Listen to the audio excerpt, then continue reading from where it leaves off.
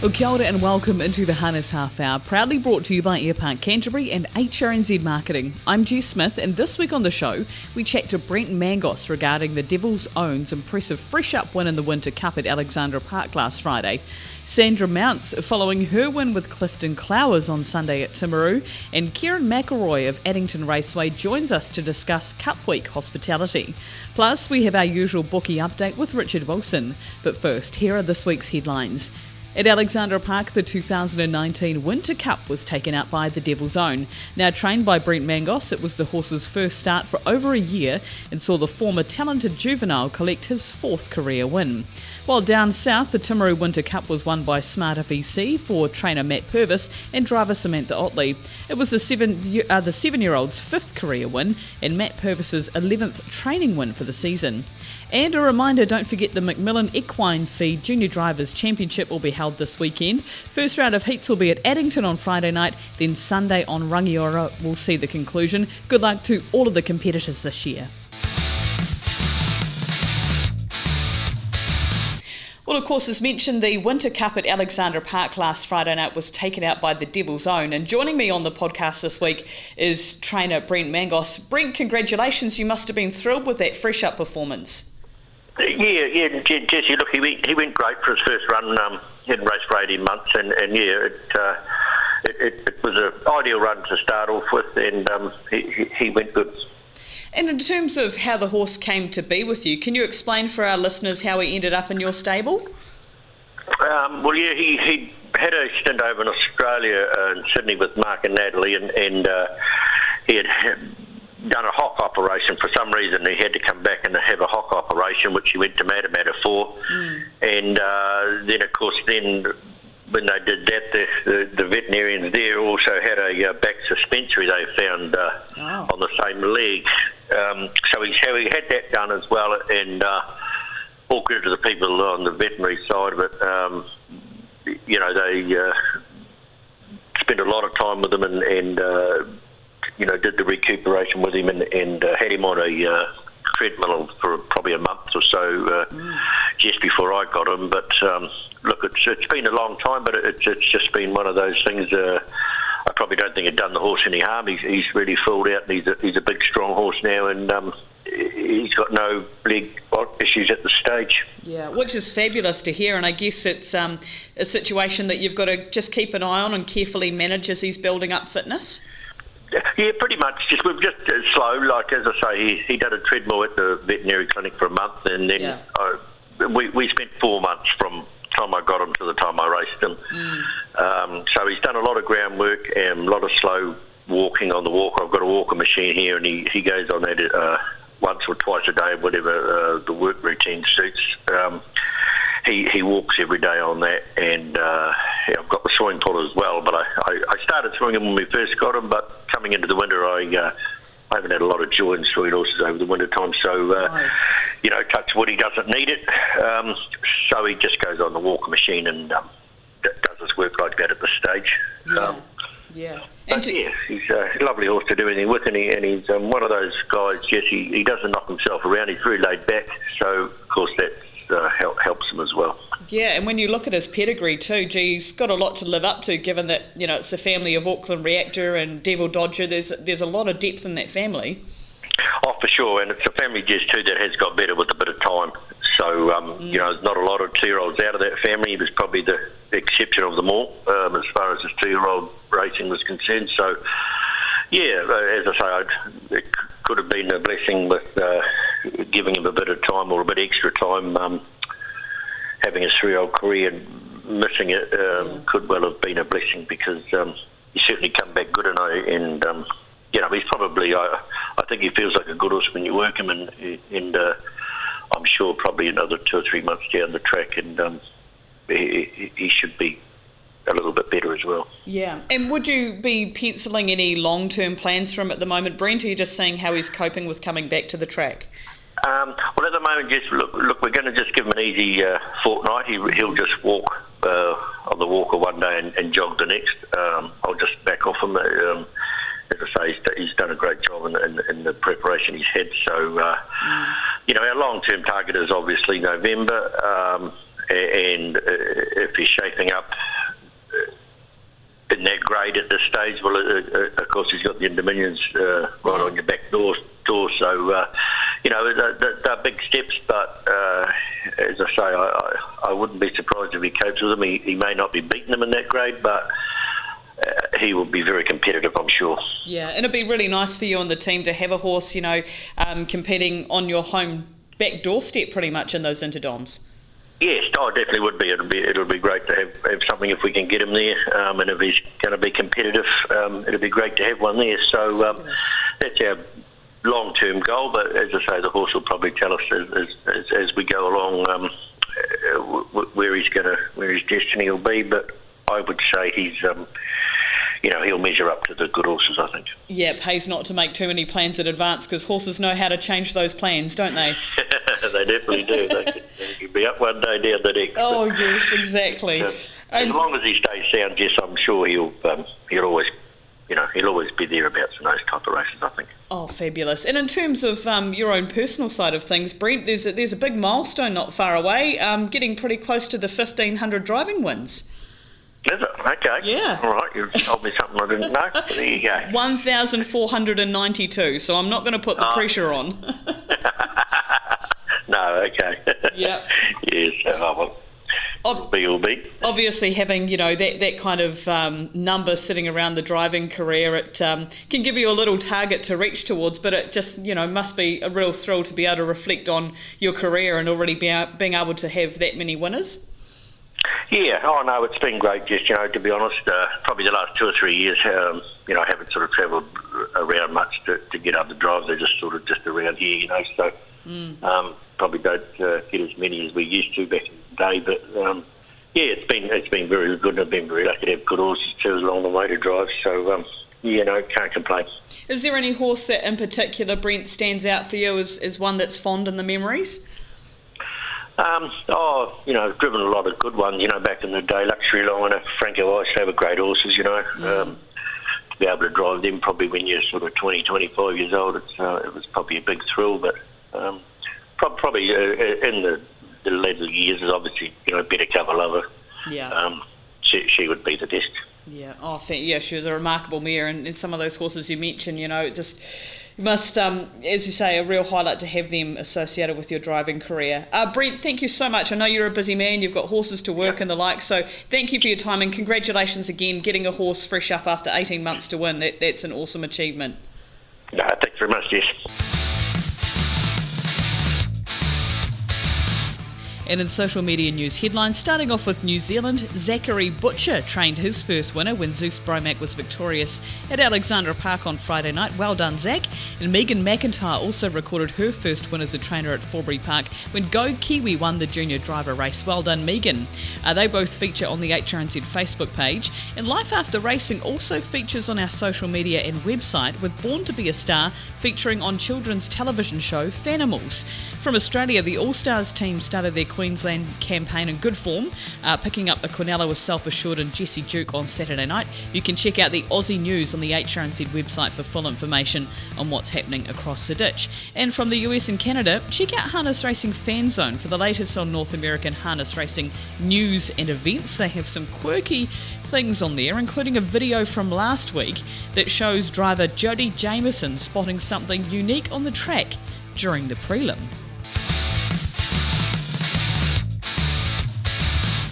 Well, one of the feel-good stories over the past season has been the rise and rise of 10-year-old trotter Clifden Clowers, and of course he collected his 13th career win at Timaru on Sunday. And joining me on the Harness Half Hour is Sandra Mounce, trainer of Clifden Clowers. Sandra, congratulations. Oh, thank you. Yeah, it was very exciting. And the manner in which he's winning his races, he's not being driven for luck, he's doing the hard yards. Oh, he loves to run and he tries his absolute best, that horse. He's just a real little trooper at it. Yeah. And what were you thinking when he was still last at the 500? Oh, I was worried then. I don't think he could do it from there. No, because it can be quite a tricky course, Timaru, can't it, to make any ground from that far back? Yeah. And, he's... barefoot too, so Is the he? track, that track's quite hard for him. So yeah, but he just does it. Oh. So is there any reason in particular that he is barefoot, Sandra? Oh, well, we normally used to race him on grass tracks and take his feet off, the shoes off, and he always went super good. His feet are in absolutely amazing condition, and he never seems to, feel anything. Wow. So, yeah, That's he shaped his own foot, and it's looking pretty cool. Wow, for a 10-year-old, to still have legs like that and still be able to finish his races in such a fashion, it's just remarkable, isn't it? Oh, as I said, he just loves running. I mean, we nickname him Forrest Gump because he runs everywhere. He gets home, he runs, he's just always running. Oh, that is beautiful. And what do you think it is, Sandra, that has enabled him to have such a long career? Have you taken it softly on him? Do you do anything in particular with him? To be honest, I don't have to do a lot of work with him. As I said, he runs all the time. He's very, very active. You go to work him and he's already worked himself. So I keep his work pretty light. He's always keen to get out on the track. The days I don't have to work him, he's lining up at the gate like, let me out. So, yeah, he's pretty crazy with the way, he wants to work himself, really. Yeah, and I guess there'd be absolutely no question of retirement then, because he'd probably drive himself crazy in the paddock. Oh, exactly. Some days I think, he's done so good and he's amazing. I'll retire him, but, he'll tell me. I mean, the day he doesn't want to go out or he's had enough, that'll be it, Yeah. But, yeah, why he's running like he is, he wants to be there. Exactly. And do you have any long-term goals for him, or are you just taking it week by week? Oh, week by week with him. Like I say, when he's had enough, isn't he? Yeah. And how did you come to have him in your team, Sandra? We bred him. So I raced the grandmother and the mother and then got Cliffy back, yeah. So, wow. Yeah. I think having that connection with the granddam, it makes it even more special to have him competing in this manner, doesn't it? Oh, yeah. I mean, he's a Thanksgiving and probably the best one out, and, just amazing. Yeah. Oh, is he? What? And, of course, your other stable star, Paul's Verdict, he's doing a great job at 7 years old as well, isn't he? Oh, yeah, he's amazing too. I mean, they joined at the hips, those two, and they seem to be, doing one after the other. It's like they're having their own competition. Yeah, exactly. Yeah. 9 wins for Paul's Verdict. And how many horses do you have in work there at Orari, Sandra? Yeah, no, just the 2. Wow. Okay. Yep. Just 2. The same 2 and the old one. And I note too, congratulations, 7 wins as a trainer this season and your personal best. Yes, amazing. All the horses love the track. Yeah. I think they've just thoroughly enjoyed Orari. Yeah, exactly. Amazing place to be training. I love it. And they train on the grass, so I'm pretty lucky there. Yeah. Oh, wow. So, did you ever dream at the start of the season, Sandra, that you might be able to pick up 7 wins for the year? Oh, never. I mean, my dream when I first started was to get 3-win horse. Yeah, and now you've got a 9-win and a 13-win horse. Oh, goodness, yeah, it just blows me away, really. Oh, well, Sandra, it's one of the inspiring stories of the season, and, it's just heartwarming to see not only Clifden Clowers, but also Paul's Verdict out there, Paul's Verdict starting in the Cup.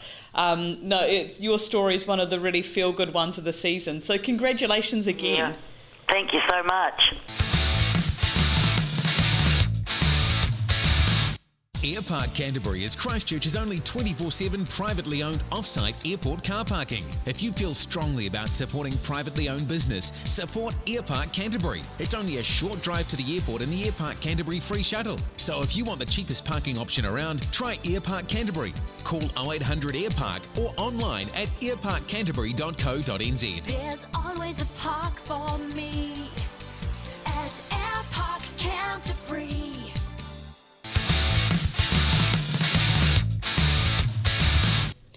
Well, of course, as mentioned, Keryn McElroy is kindly joining us on the podcast this week from Addington Raceway. And Keryn, we got through the harness duels in one piece. Your team did an amazing job despite the unfortunate circumstances, but there's no rest for you guys at all, is there?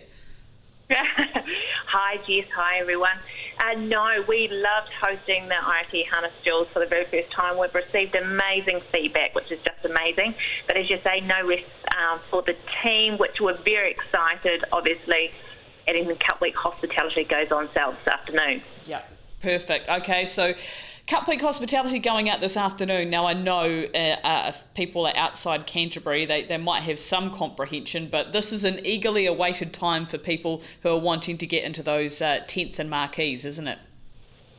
Oh, without a doubt. Absolutely. It's the biggest week in Christchurch. It's a time for us all to get together to celebrate and be a part of the magic. Mm-hmm. Literally today, it's only 134 days till Christchurch Casino New Zealand Trotting Cup Day on 12th of November. Can you believe it? Oh my God, no, I can't actually, and it is quite scary when you start thinking of it only 134 days away. But that is a bonus in winter as well, just to give us some hope. And of course, the show day races this year are on Friday, 15th of November as well. That is correct. So not too many more days after the amazing Christchurch Casino New Zealand Trotting Cup Day. Show day will be available on the Friday as well. Perfect. And in terms of hospitality packages, what kind of options are available, Keryn? There's numerous options available, Jess, to cover all guests, whether they're corporates wishing to host clients or thank their staff, or people wanting more casual sort of environment. So there's high end of gorgeous cuisine with all beverages included, or you may wish to have a cash bar. And it also depends on the location, Jess, as people got their favourite areas. People love the inner track or outer track, so it does have a lot of variety. So it does cover all bases. So it would be great when the brochure is emailed out this afternoon so everyone can sort of choose where they prefer to go. Perfect. And of course, you don't want to dilly-dally about this because they do sell very quickly, don't they? They do. They do. I really recommend they get in quick. Out of courtesy, each year we go back to our hospitality guests from last year to see if they'd like first right of renewal, and there's already several areas sold out. So wow. I know. The block lawn, it's now going to be the Lanson lawn this year. It's very exciting. Mm-hmm. And also Terra to Love and Blossom Lady. The top floor of the net stand is already sold out as well. So we do really recommend people to get in quick to book.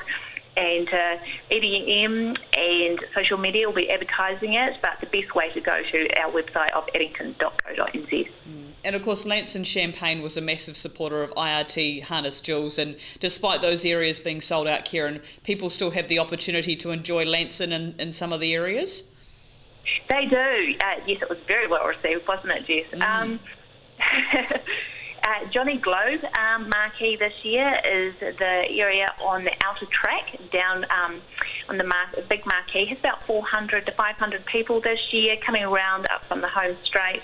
That's a great location to have, and the only place left now that will be offering Lanson Champagne as part of their package. Mm-hmm. Okay, and in terms of the frequently asked questions, I guess you get the same main questions each year. Are there any main points that you can cover off for our listeners, Keryn?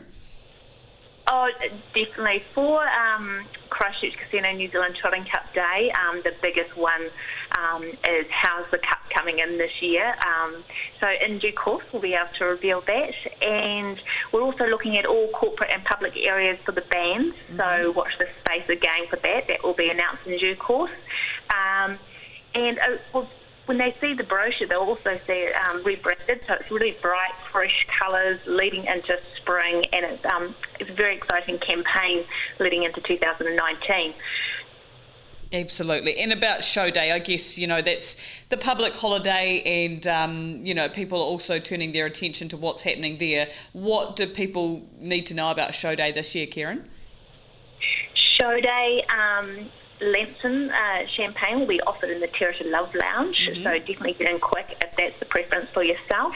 Again, we're very much wishing to support a charity, so it will be a gold coin donation upon entry. Great. And, it's definitely well received. And also there's no public surcharges, so it's a fantastic day out for everyone to come and enjoy on Canterbury Anniversary Day. And again, people were asking, it was such a great kids zone last year, and will it be available this year? Absolutely. It was such a huge hit, and it will definitely be there again this year.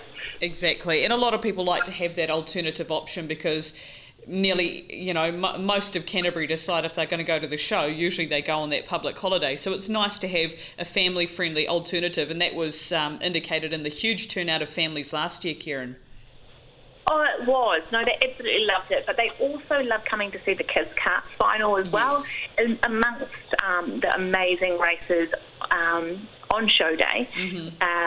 But definitely it's nice that the entertainment's there, but how the public in general can see the younger generation getting into harness racing is just gorgeous to see. Oh, definitely, it sure is. Well, Keryn, there's a lot to digest there, and I guess the main message is book early, don't miss out if you're wanting to get those corporate tickets. And what's the best way for people to have a look at the options and make those bookings?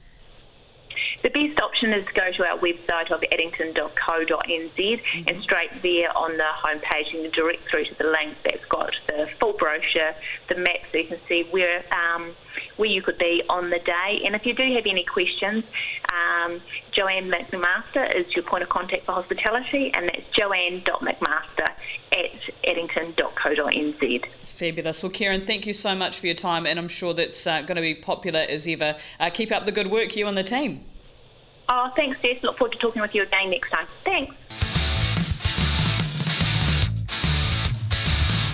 Airpark Canterbury is Christchurch's only 24/7 privately owned off-site airport car parking. If you feel strongly about supporting privately owned business, support Airpark Canterbury. It's only a short drive to the airport and the Airpark Canterbury free shuttle. So if you want the cheapest parking option around, try Airpark Canterbury. Call 0800 Airpark or online at airparkcanterbury.co.nz. There's always a park for me at Airpark Canterbury.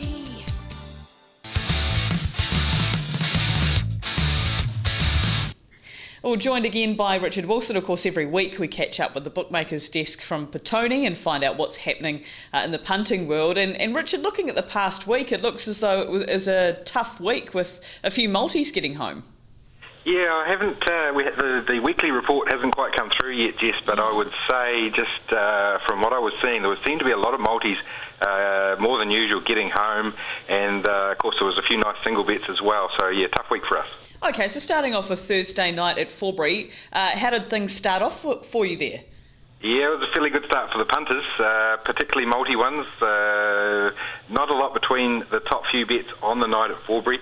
$500 on Holy Havoc at $8.50, $900 on RD Trouble at $4, $500 Alexi at $6.50, $200 GT Reactor at $15, and $1,300 on Go Kiwi at $2.20. So a lot of different prices in play there, and punters all over it really. There was a decent push for the Red Robber in race 5, 2,500 at $3.40, $750 at $3.30. And a couple of other bets to miss. 3,000 on Les Mis at $4, 750 Phil's Last Chance at $4.60, and there was 1,000 on Ideal Breeze at $1.85 in the last. Okay, and from Forbury we had Addington and Auckland, of course, Friday night. Starting off with Addington. Yeah, a couple of 2-year-olds did the most damage there at Addington. $7,750 bet on Skippy's Delight at $2, and there were 4 $1,000 bets at $1.90. Made race 3 the worst of the night there, and the other one, Belmont Major, was the other one, $3,500 at $1.85 after a few $1,000 bets at $1.90. So those 2-year-olds kicked us there. And the big misses, 2,200 on Friend at $4.40, 2,000 and 1,000 Flying Millie Mac at $2.70, a couple of $1,000 bets on JT Tyron at $2.90, and there was 2,300 Duke of Dundee at $3.20. Okay, and Friday night at Auckland, how were things there? Yeah, well, short prices, very much the order of the night there at Auckland. Most of them got home, but one or two dipped out that sort of saved us there. Best bet, $8,000 on the Devil's Own at $1.45. There were $1,600 and $1,400 bets on the Moon Shadow at $1.32, $1,500 on Copy That at $1.50, $1,300 at $1.45 as well. A couple of misses there that I'll talk about. $5,000 on Matua Tana at $2.50, There was 2,000 on the Empress at 260, and another 1,600 at 250, and another 1,500 at 220. So very well back the Empress. $500 on Vladimir at 17. That was a good one to miss there for us. And a good go in the last race, Budapest Boy. 3,000 at 230, 1,500 at $1.70, and a couple of $2,500 bets and a couple of $1,000 bets all at $1.65. And of course, it was no rest for the wicket on Sunday with 2 meetings, starting off with Cambridge. Yeah, they'll double up on Sunday. Multi's the main problem there. Most of them ran through Matai Geordie, as well as single bets there, 2,000 and 1,500 at $1.60. And Troubadour, the other one, he attracted a couple of $1,000 bets at 250, as well as a stack of multis on him. So yeah, those two are the main damages. A big push for Chili's, just a shadow, $1,000 bets at both 15 and 11.